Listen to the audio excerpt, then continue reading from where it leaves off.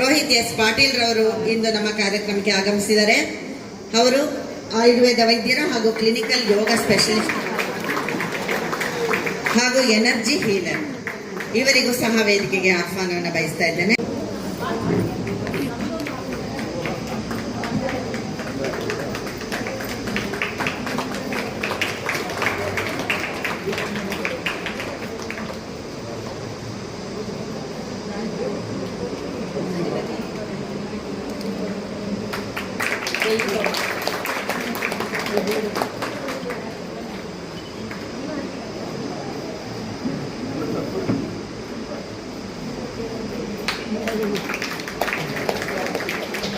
Science of life ಅಂತ ಹೇಳ್ತೀವಿ. So ನಮ್ಮಲ್ಲಿ ಚರಕ ಸಂಹಿತ ಅಂತ ಇದೆ. ದಟ್ ಈಸ್ ಸುಮಾರು ಸಂಹಿತಗಳಿದೆ. ಅದರಲ್ಲಿ ಆಚಾರ್ಯ ಚರಕರು ಬರೆದಿರ್ತಕ್ಕಂಥದ್ದು ಚರಕ ಸಂಹಿತ. ಅದರಲ್ಲಿ ಸೂತ್ರ ಸ್ಥಾನದಲ್ಲಿ ಫಸ್ಟ್ ಚಾಪ್ಟರ್ ಇರೋದು ದೀರ್ಘನ್ ಜೀವಿತಿಯ ಅಧ್ಯಾಯ, ಅಂದರೆ 100 ವರ್ಷ ಹೇಗೆ ಬದುಕೋದು ಅಂತ ಹೇಳ್ತಾರೆ. ಸೊ ಅದು that is the first chapter. So ಈಗ ನಿಮ್ದೆಲ್ಲ ಆನ್ಸರ್ಸ್ನ ನಾನು ಕೇಳಿದೆ. ನಾನು ಒಂದು ಶ್ಲೋಕದ ಮೂಲಕ ಆಯುರ್ವೇದ ಡೆಫಿನೇಷನ್ ಹೇಳ್ತೀನಿ. ಸ್ವಸ್ಥಸ್ಯ ಸ್ವಾಸ್ಥ್ಯ ರಕ್ಷಣಂ ಆತುರಸ್ಯ ವಿಕಾರ ಪ್ರಶಮನಂ ಚ ಅಂತಂದರೆ ಆಯುರ್ವೇದದಲ್ಲಿ 2 ಏಮ್ ಇದೆ. ಒಂದು ಆರೋಗ್ಯವಾಗಿರೋರು ಆರೋಗ್ಯನ ಕಾಪಾಡ್ಕೊಂಡು ಹೋಗಬೇಕು. ಇನ್ನೊಂದು ರೋಗ ಇರೋರು ಆರೋಗ್ಯನ ಅವ್ರಿಗೆ ಕ್ಯೂರ್ ಮಾಡ್ತಕ್ಕಂಥದ್ದು ರೋಗಗಳನ್ನ. 2 ಮೇನ್ ಏಮ್ಸ್ ಇದೆ ಆಯುರ್ವೇದದಲ್ಲಿ. ಸೊ ಈವನ್ ಬೇರೆ ಫೀಲ್ಡ್ಸಲ್ಲಿ ಜಸ್ಟ್ ಟ್ರೀಟ್ಮೆಂಟ್ ಆಸ್ಪೆಕ್ಟ್ ಮೇಲೆ ಫೋಕಸ್ ಮಾಡ್ತಾರೆ. ನಮ್ಮಲ್ಲಿ ರೋಗ ಬರದೇ ಇರೋ ಹಾಗೆ ನೋಡ್ಕೊಳ್ಳೋದು ಮತ್ತು ಪ್ರಮೋಟ್ ಮಾಡ್ತಕ್ಕಂಥದ್ದು, ಇದು ಮೇಯ್ನ್ ಏಮ್ ಬರುತ್ತೆ. ಸೊ ಈಗ ನನಗೆ ಬಹಳಷ್ಟು ಜನ ಪ್ರಶ್ನೆ ಕೇಳ್ತಾರೆ. ಈಗಲೂ ಕೂಡ ತುಂಬ ಜನಕ್ಕೆ ಈ ಪ್ರಶ್ನೆ ಇರುತ್ತೆ, ಆಯುರ್ವೇದದಲ್ಲಿ ಸರ್ಜರಿ ಇದೆನಾ, ನಿಮಗೆ ಆಯುರ್ವೇದದಲ್ಲಿ ಸರ್ಜರಿ ಮಾಡೋದಕ್ಕೆ ಪರ್ಮಿಷನ್ ಕೊಡ್ತಾರ ಅನ್ನೋದು ಬಹಳಷ್ಟು ಜನಕ್ಕೆ ಈಗಲೂ ಇದೆ. ಸೊ ಈ ಥರ ಪ್ರಶ್ನೆ ಕೇಳಿದಾಗ ನಾನು ಏನು ಹೇಳ್ತೀನಿ ಅಂತಂದರೆ, ನೀವು ಬೇಕಾದ್ರೆ ಗೂಗಲ್ ಮಾಡ್ಬೋದು.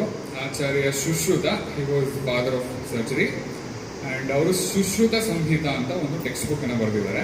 ಅದರಲ್ಲಿ 5000 ವರ್ಷದ ಹಿಂದೆ ಎಲ್ಲ ರೀತಿಯಾದಂತಹ ಸರ್ಜರಿಗಳು, ಈಗ ಆಗಿನ ಕಾಲದಲ್ಲಿ ರಾಜರು ಮೂಗು ಕೊಯ್ತಾ ಇದ್ರು ಆಸ್ ಅ ಪನಿಷ್ಮೆಂಟ್.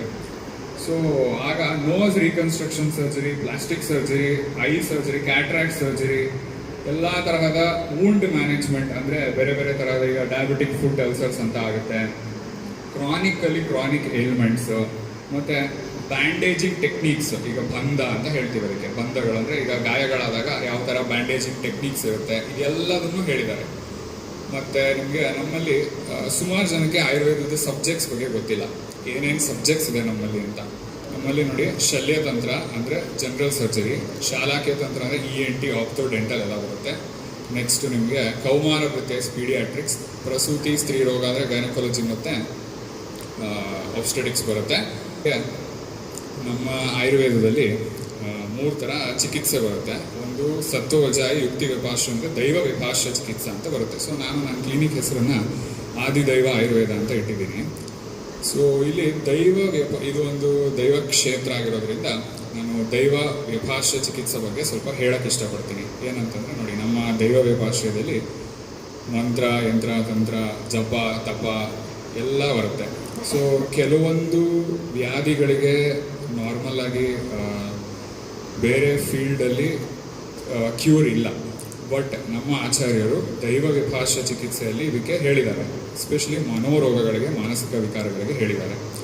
ನಿಮ್ಗೆಲ್ಲರಿಗೂ ಮಂತ್ರ ಹೇಳಿ ಅಭ್ಯಾಸ ಇದೆ ಅಲ್ಲ, ಮಂತ್ರದ ಶಕ್ತಿ ಗೊತ್ತು ನಿಮಗೆ. ಸೊ ಮಂತ್ರದು ಡೆಫಿನಿಷನ್ ಹೇಳಬೇಕು ಅಂದರೆ ಮನನಂ ತ್ರಾಯತೆ ಇತಿ ಮಂತ್ರ ಅಂತ ಹೇಳ್ತೀವಿ. ಅಂದರೆ ಮನಸ್ಸನ್ನು ನಿಯಂತ್ರಣ ಮಾಡ್ತಕ್ಕಂಥದ್ದು ಅದು ಮಂತ್ರ ಅಂತ. ಇದ್ರ ಹಿಂದೆ ಸೈನ್ಸ್ ಇದೆ. ಏನಂತ ಅಂದರೆ, ನೀವು ಯಾವುದಾದ್ರೂ ಮಂತ್ರವನ್ನು ಹೇಳಿದಾಗ ಒಂದು particular, it is just sound, frequency ಅದು. ಸೊ ಆ ಫ್ರೀಕ್ವೆನ್ಸಿ, ಆ ವೈಬ್ರೇಷನ್ಸು ನಿಮ್ಮ ದೇಹದಲ್ಲಿ ಬಂದಾಗ, ಈಗ ನೀವು ಒಂದು ಎಕ್ಸ್ಪೆರಿಮೆಂಟನ್ನು ಮಾಡ್ಬೋದು. ಒಂದು ಲೋಟ ನೀರಿಟ್ಬಿಟ್ಟು ಅದಕ್ಕೆ ನೀವು ಮಂತ್ರವನ್ನು ಹೇಳಿದ್ರೆ, ಜಲ ಮಹಾಭೂತ ಅದು. ಅದಕ್ಕೆ ಒಂದು ಪ್ರಾಪರ್ಟಿ ಇದೆ. ಏನಂತ ಅಂದರೆ, ಅದು ಗ್ರಹಣ ಮಾಡೋ ಶಕ್ತಿ ಇದೆ ಅದಕ್ಕೆ. ನೀವು ನೀರನ್ನು ಯಾವುದಾದ್ರೂ ವೆಸಲಿಗೆ ಹಾಕಿದ್ರೆ ಅದು ಆ ಶೇಪನ್ನು ತಗೊಳುತ್ತೆ. ಅದೇ ರೀತಿ ಹ್ಯೂಮನ್ ಬಾಡಿ 60 to 65% ವಾಟರ್ ಇರೋದು. ಸೊ ನೀವು ಮಂತ್ರಗಳನ್ನು ಹೇಳಿದಾಗ ನಿಮ್ಮ ದೇಹದಲ್ಲಿ ಅದು ಹಾಗೆ ವೈಬ್ರೇಷನಲ್ ಎನರ್ಜಿ ಕ್ರಿಯೇಟ್ ಆಗುತ್ತೆ. ಸೊ ಮಂತ್ರ ಇಸ್ ವೆರಿ ಎಸೆನ್ಷಿಯಲ್. ಈಗಿನ ಕಾಲದವರು ಅಷ್ಟು ನಂಬೋದಿಲ್ಲ. ನೀವೆಲ್ಲ ಅದನ್ನು ಅಭ್ಯಾಸ ಮಾಡೋದ್ರಿಂದ ನಿಮಗೆ ಈಸಿಯಾಗಿ ಇದನ್ನು ಹೇಳ್ಬೋದು. ಪಂಚಕರ್ಮನ ಈಗ ಈಗಿನ ಜನ ಒಂದು ಡಿಟಾಕ್ಸ್ ಅಂತ ಹೇಳ್ತಾರೆ. ಅದು ಇಟ್ ಇಸ್ ನಾಟ್ ಡಿಟಾಕ್ಸ್, ಆಯಿತಾ. ಜನ ಬಂದ್ಬಿಟ್ಟು ಕೇಳ್ತಾರೆ, ಅವರೇ ಹೇಳ್ತಾರೆ, ನಾವು ಹೇಳೋದಲ್ಲ, ನಮಗೆ ಡಿಟಾಕ್ಸ್ ಮಾಡಿ ಡಾಕ್ಟರ್, ನಮಗೆ ಡಿಟಾಕ್ಸ್ ಅವಶ್ಯಕತೆ ಇದೆ ಅಂತ ಹೇಳ್ತಾರೆ. It is not some spa. Detox ಎಲ್ಲರೂ ಮಾಡಿಸ್ಕೊಳ್ಳೋ ಹಾಗಿಲ್ಲ. ಪಂಚಕರ್ಮ ಥೆರಪಿಯಲ್ಲಿ ಪೂರ್ವಕರ್ಮ, ಪ್ರಧಾನ ಕರ್ಮ, ಪಶ್ಚಾತ್ ಕರ್ಮ ಅಂತ ನೀಟಾಗಿ ಹೇಳಿದ್ದಾರೆ ನಮ್ಮ ಆಚಾರ್ಯರು. ಅದು ನಿಮ್ಮ ದೇಹದ ಪ್ರಕೃತಿಯನ್ನು ನೋಡಿ ನಿಮಗೆ ಅದರ ಅವಶ್ಯಕತೆ ಇದೆನಾ, ನಿಮ್ಮ ದೇಹ ಅದನ್ನು ತಡ್ಕೊಳತ್ತಾ ಅನ್ನೋದನ್ನು ನಾವು ಪರೀಕ್ಷೆ ಮಾಡಿ ನಂತರ ಪಂಚಕರ್ಮ ಮಾಡೋದು. ಇವಾಗ ಮಾರ್ಕೆಟಿಂಗು, ಸೋಷಿಯಲ್ ಮೀಡಿಯಾ ಎಲ್ಲ ಹೇಗಿದೆ ಅಂತಂದರೆ ಎಲ್ಲರೂ ಪಂಚಕರ್ಮ ಮಾಡಿಸ್ಕೊಳ್ಳಿ ಅಂತ ಅವರೇ ಬಂದು ನಮ್ಗೆ ಹೇಳ್ತಾರೆ, ನಾವು ಹೇಳೋದಲ್ಲ. ಸೊ ಈ ಥರ ಪಂಚಕರ್ಮದಲ್ಲಿ ವಮನ, ವಿರೇಚನ, ಬಸ್ತಿ, ನಸ್ಯ, ರಕ್ತಮೋಕ್ಷಣ ಅಂತ 5 ಥರ ಇದೆ. ಸೊ ಇದು ಯಾವ ಋತುವಿನಲ್ಲಿ ಯಾವ ದೋಷಗಳು, ನಿಮಗೆಲ್ಲ ಗೊತ್ತಿರೋ ಹಾಗೆ ನಮ್ಮಲ್ಲಿ ತ್ರಿದೋಷಗಳಿದೆ, ವಾತ, ಪಿತ್ತ, ಕಫ ಅಂತ 3 ಥರ ದೋಷಗಳಿದೆ. ಸೊ ನಮ್ಮ ದೇಹದಲ್ಲಿ ಈ ದೋಷಗಳು ಇಂಬ್ಯಾಲೆನ್ಸ್ ಆದಾಗ, ಯಾವುದೇ ರೀತಿ ದೋಷಗಳಲ್ಲಿ ಇಂಬ್ಯಾಲೆನ್ಸ್ ಆದಾಗ ಆವಾಗಲೇ ವ್ಯಾಧಿ ಬರ್ತಕ್ಕಂಥದ್ದು. ಸೊ ಮೇಯ್ನ್ ಏಮ್ ಏನು ಅಂತಂದರೆ ನಮ್ಮ 3 ದೋಷಗಳನ್ನು ಬ್ಯಾಲೆನ್ಸ್ ಮಾಡಿ ಇಟ್ಕೊಂಡಿರ್ಬೇಕು. ಎಲ್ಲ ಟೈಮಲ್ಲೂ ಬ್ಯಾಲೆನ್ಸ್ ಆಗಿರ್ಬೇಕು. ಯಾವುದಾದ್ರೂ ಒಂದು ಜಾಸ್ತಿ ಅಥವಾ ಒಂದು ಕಮ್ಮಿ ಆದರೂ ಕೂಡ ವ್ಯಾಧಿಗಳು ಬರ್ತವೆ. So this is the main aim of Ayurveda. ಹೇಳಕ್ ಹೋಗ್ಬೇಡಿ, ನಮ್ಮಲ್ಲಿ ಅದು ಯಾಕೆ ಕರೆಕ್ಟಾಗಿ ಹೇಳಿದ್ರಿ ನೀವು. ಯಾಕೆ ಗೊತ್ತಾ? One reason is British invasion. ಇನ್ನೊಂದು ನಲಂದ ಯೂನಿವರ್ಸಿಟಿ ಬರ್ನ್ ಮಾಡಿದ್ರು. ಅಲ್ಲಿ ಮೆಜಾರಿಟಿ ಆಫ್ ಅವರ್ ಸ್ಕ್ರಿಪ್ಚರ್ಸ್ ಹೋಯ್ತು. ಈಗ ನಮ್ಮ ಹತ್ರ ಬರೀ 10% ಆಯುರ್ವೇದದಲ್ಲಿ ಸರ್ವೈವ್ ಆಗ್ತಾ ಇದೆ. ಈಗ ಗ್ಲೋಬಲ್ ಆಗಿದೆ, ಏನು ಮಾಡಿದ್ರು ನಿಲ್ಸಕ್ಕಾಗೋದಿಲ್ಲ. They have tried their best to crush Ayurveda. ಅದಕ್ಕೆ ಪ್ರಾಸೆಸ್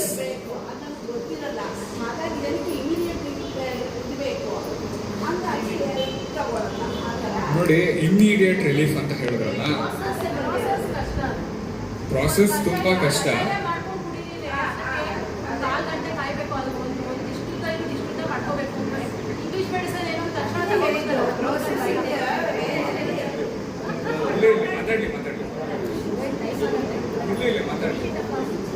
ಅವ್ರು ಮಾತಾಡಿದ್ರೆ ನನಗೆ ಪಾಯಿಂಟ್ಸ್ ಸಿಗುತ್ತೆ ಮಾತಾಡಲಿಕ್ಕೆ. ಸೊ ಈಗ ನೀವು ಹೇಳಿದ್ರಲ್ಲ ಇಮ್ಮಿಡಿಯೇಟ್ ರಿಲೀಫ್ ಅಂತ, ಅಲ್ಲ, ದಟ್ ಈಸ್ ಕರೆಕ್ಟ್. ನಿಮ್ಮ ಪರ್ಸ್ಪೆಕ್ಟಿವ್ ಅಲ್ಲಿ ಕರೆಕ್ಟ್ ಅದು. ಆದ್ರೆ ನಾನೊಂದು ಕ್ವಶನ್ ಕೇಳ್ತೀನಿ, ನಿಮಗೆ ರೋಗ ಒಂದ್ ದಿನದಲ್ಲಿ ಬಂದಿರುತ್ತಾ? ಸುಮಾರು ಟೈಮಿಂದ ಅದು ನಿಮ್ಮ ದೇಹದಲ್ಲಿ ಅಗ್ರಿವೇಟ್ ಆಗಿ ಬಂದಿರುತ್ತೆ, ಮೋಸ್ಟ್ ಆಫ್ ದಿ ಏಲ್ಮೆಂಟ್ಸ್, ಆಯ್ತಾ. ಒಂದು ದಿನದಲ್ಲಿ ಯಾವ ರೋಗನೂ ಬರೋದಿಲ್ಲ ನಿಮಗೆ. ಒಂದು ರೋಗ ಅಷ್ಟು ಟೈಮ್ ತಗೊಂಡಿದೆ ಬರೋದಕ್ಕೆ ಅಂದ್ರೆ ನೀವು ಹೆಂಗೆ ಎಕ್ಸ್ಪೆಕ್ಟ್ ಮಾಡ್ತೀರಾ ಒಂದು ದಿನದಲ್ಲಿ ಅದನ್ನ ಕ್ಯೂರ್ ಮಾಡೋದಕ್ಕೆ?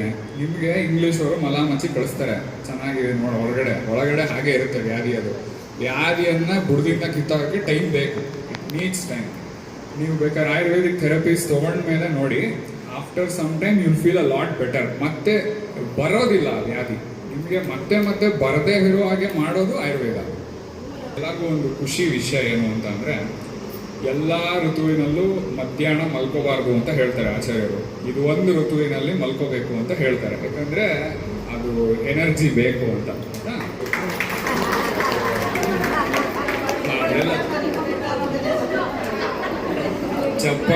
ಚಪ್ಪಾಳೆ ಹೊಡಿತಿರೋರೆಲ್ಲ ನಿದ್ದೆ ಮಾಡ್ತಾರೆ.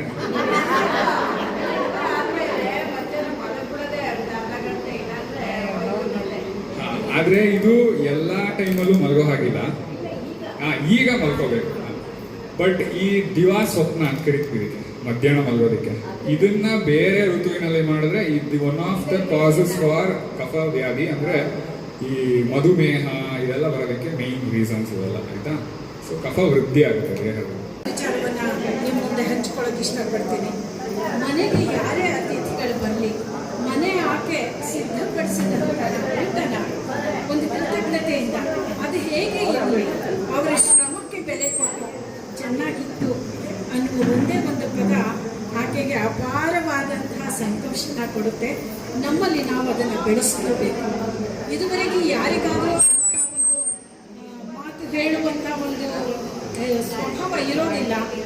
ಅದನ್ನು ದಯವಿಟ್ಟು ಪ್ರತಿಯೊಬ್ಬರು ಕಲಿತ್ಕೋಬೇಕು. ಎಲ್ಲೇ ಊಟಕ್ಕೆ ಹೋಗಲಿ, ನಿಮ್ಮ ಮನೆ ಆತಿಥ್ಯ ಚೆನ್ನಾಗಿತ್ತು, ನೀವು ಕೊಟ್ಟ ಊಟ ಚೆನ್ನಾಗಿತ್ತು ಅಂತ ಹೇಳಿದರೆ ಆತಿಥ್ಯ ನೀಡಿದವರು ಮಾಡಿದವರಿಗೂ ಸಂತೋಷ ಸಿಗುತ್ತೆ, ಆ ಶ್ರಮಕ್ಕೆ ಎಂಥ ಮರ್ಯಾದೆ ಸಿಗುತ್ತೆ ಅಂತ ನಾನು ಈ ಮೂಲಕ ಹೇಳ್ತೀನಿ. ನಿಮ್ಮ ಮಾತುಗಳನ್ನ ಇನ್ನೂ ಕೇಳೋ ಆಸೆ ನನಗಿತ್ತು, ಆದರೆ ಸಮಯದ ಅಭಾವ. ಅತ್ಯಂತ ಧನ್ಯವಾದಗಳನ್ನ ತುಂಬ ಕೃತಜ್ಞತೆಯಿಂದ ನಿಮಗೆ ಸಲ್ಲಿಸ್ತೇನೆ. Thank you very much mister Srihari Barkana. ಹಾಗೆ ನಮ್ಮ ಡಾಕ್ಟರ್ ರೋಹಿತ್ ಪಾಟೀಲ್ರು ಕೂಡ ಅತ್ಯಂತ ತಾಳ್ಮೆಯಿಂದ ಅನೇಕ ವೈದ್ಯಕೀಯ ಸಂಬಂಧಪಟ್ಟ ವಿಚಾರಗಳನ್ನ ನಮಗೆ ತಿಳಿಸಿಕೊಟ್ಟಿದ್ದಾರೆ. ಅವರಿಂದ ಕೂಡ ನಾವು ತಿಳ್ಕೊಳ್ಳೋದು ತುಂಬ ಇದೆ.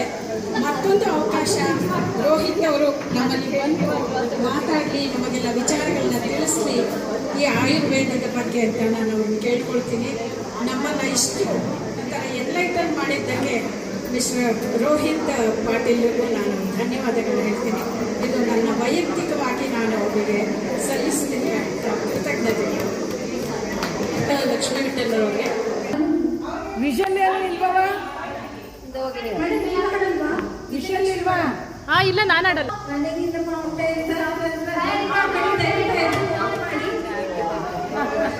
ಜಾರು ಬರ್ತವಲ್ಲ ದೇವರಿಗೆ ಹೆಜ್ಜೆ ನಮಸ್ಕಾರ ಹಾಕ್ತಿದ್ದೀವಿ ಅನ್ಕೊಂಡು ಎಲ್ಲರೂ ಕಾನ್ಸಂಟ್ರೇಷನ್ ಕೂಡ ಮುಗಿಸ್ಬೇಡಿ. ಫೈನಲಿಸ್ಟ್ 3 ಮೆಂಬರ್ಸ್ ಸೈಲೆಂಟ್ ಆಗಿದ್ದೀರಾ? ರನ್ನಿಂಗ್ ಮೌಂಟೇನ್ ಕೂಡ ಹೇಳೋದಿಲ್ಲ, ಯಾಕಂದ್ರೆ ಯಾರು ರನ್ ಮಾಡ್ತಿದ್ವಲ್ಲ. ಕುಣಿಯಕ್ಕೆ ಶುರು ಮಾಡ್ಬಿಡ್ತಾರೆ.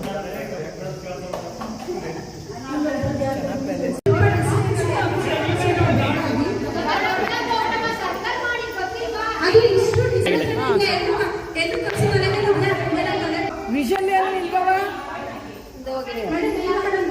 ವಿಷನ್ ಇಲ್ವಾ? ಇಲ್ಲ ನಾನು ಆಡಲ್ಲ. ಇಲ್ಲ ವಿಷನ್ ಇಲ್ಲ.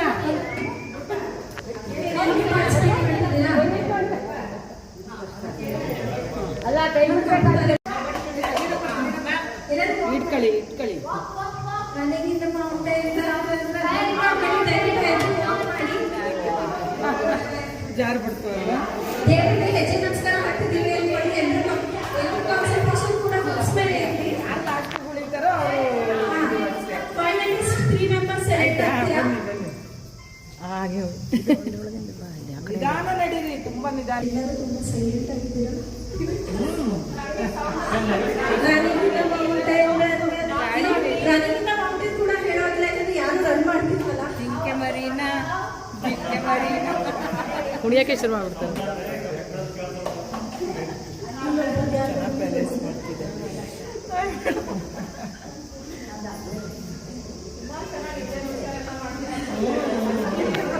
ಚೆನ್ನಾಗಿದೆ ಗೇಮ್, ಚೆನ್ನಾಗಿದೆ. ಸಿಗಿಸ್ಕೊಂಡಿದ್ದಾರೆ. ಹೌದಾ? ಹೌದು ನೋಡಿ ಹೌದು ಮೇಡಮ್. ಹೌದಾ? ಹಿಡಿದು ಬಿಡಿ ಅದನ್ನ. ನೋಡಿ ಚಂದ್ರಪ್ರಭನ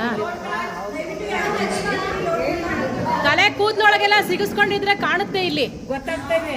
ವಿಡಿಯೋ ಮಾಡ್ತಿದಾರಲ್ಲ ಅದ್ರಲ್ಲಿ ಕಾಣುತ್ತೆ. ಯಾರು ಕೂದಲಲ್ಲಿ ಸಿಗಿಸ್ಕೊಂಡಿದ್ದಾರೆ ಇಲ್ಲಿ ಅಂದ್ರು ನೋಡಾಯ್ತು.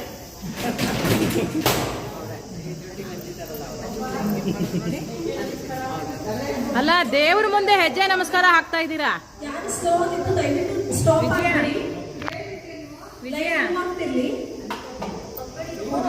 ಚಂದ್ರಪ್ರಭ ನೋಡಿ ಮುಟ್ಟಿ, ಪ್ರೈಸ್ ಇಲ್ಲ ಅಷ್ಟೇನೆ. ಮುಟ್ ನೋಡ್ಬಿಟ್ಟು ಬಿಡಿ. ಹೌದು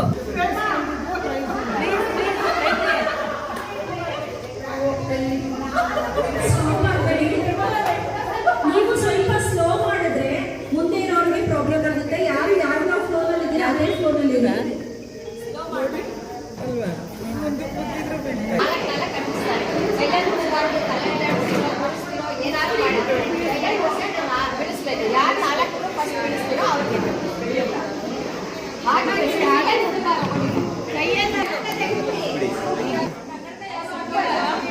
ಮತ್ತೆ